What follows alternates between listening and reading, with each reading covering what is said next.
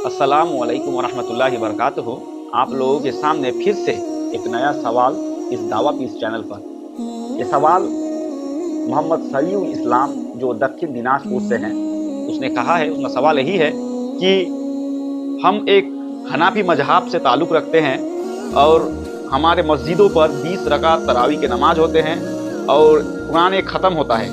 तरावी को कुरान पूरा ख़त्म होता है 20 दिनों के अंदर, 20 से 25 दिनों के अंदर कुरान मजीद ख़त्म करता है।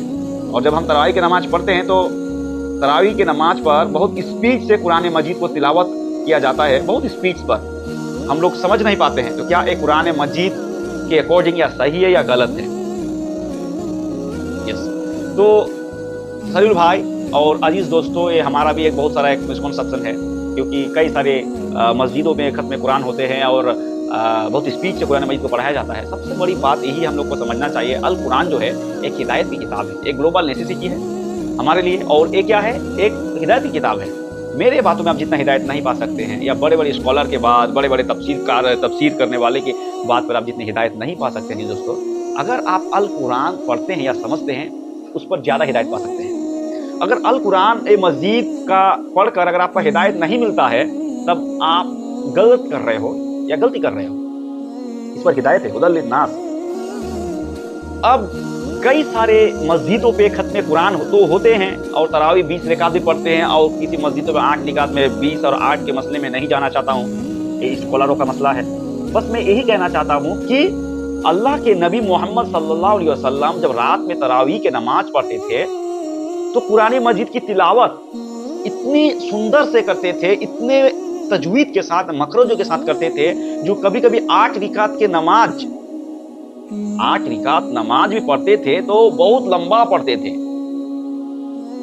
अजीज दोस्तों, अल्लाह ताला ने कुरान मजीद पर सूरह मुजम्मिल, सूरह मुदस्सिर, सूरह अल क़ियामा में 16, 17, 18 नंबर आयतों में जब हम तफसीर पढ़ते हैं तो हमें पता चलता है कि अल्लाह ताला ने मोहम्मद सल्लल्लाहु अलैहि वसल्लम को एक फॉलो करने को कहा है कि जब आप कुरान मजीद को तिलावत करते हो या पढ़ते हो या आवृत्ति करते हो, तो उनको धीरे धीरे से आहिस्ता आहिस्ता से पढ़ो और एक दिलों को खुशी मिले या दिलों खुश हो जाए उस आयतों पढ़कर या कुरान मजीद तिलावत कर। लेकिन आज हमारे मस्जिदों में इमाम साहब खत्म कुरान यानी कुरान खत्म करने के चक्कर में इतना स्पीड से पढ़ते हैं, तो क्या वो कह रहे हैं उसे पता भी नहीं चलता है, हमें तो पता नहीं चलता है।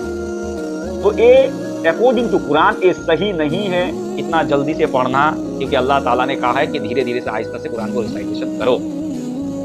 दूसरी बात यही है कि अगर आपको कुरान मजीद मालूम नहीं है या अरबिक सही से नहीं आता है, तब आप जब अरबिक सही से पढ़ने की कोशिश करते हो और उस पर आप गलती कर देते हो, तो अल्लाह ताला आपको माफ कर देता है, अल्लाह ताला आपको नेकी देता है।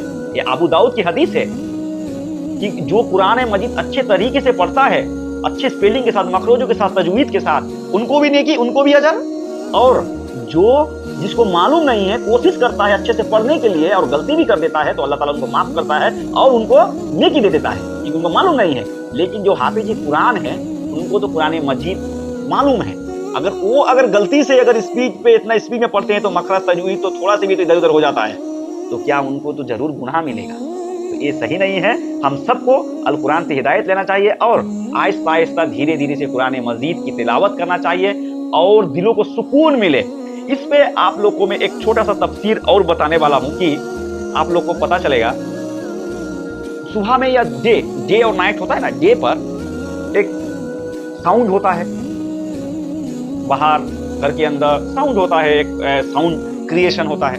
रात में अल्लाह ताला ने कहा है कि रात जो होता है ना, वो बहुत एक चुपचाप होता है, यानी साइलेंट होता है।